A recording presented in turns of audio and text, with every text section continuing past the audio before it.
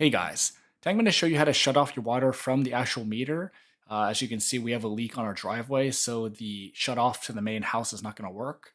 So as you can see, the meter is running like crazy and we don't have any water on.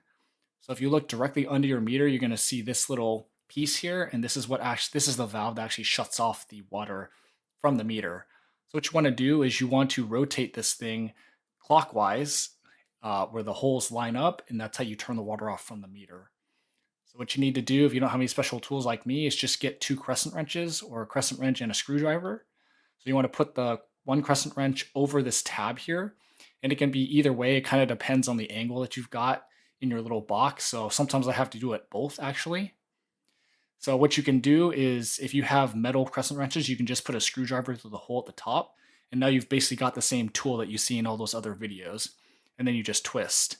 But because mine are like hard rubber, I can't really do that because the top basically just twists instead of actually turns, like puts a torque down at the bottom.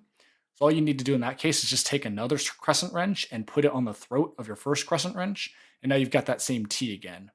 So again, like depending on the angle, you may need to switch the bottom crescent wrench. And then all you do is you just turn it clockwise very slowly. So the pressure doesn't get too crazy and just work it all the way around. And then basically that's how you turn off your water from the meter.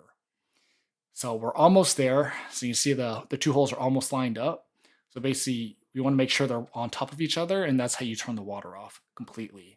So now you can see it's totally turned off, and that's all you really need to do. And so as you can see now, the meter's not running like crazy anymore because the water is turned off. So obviously to turn it back on, you do the complete opposite and you move that tab counterclockwise. So hope that helped.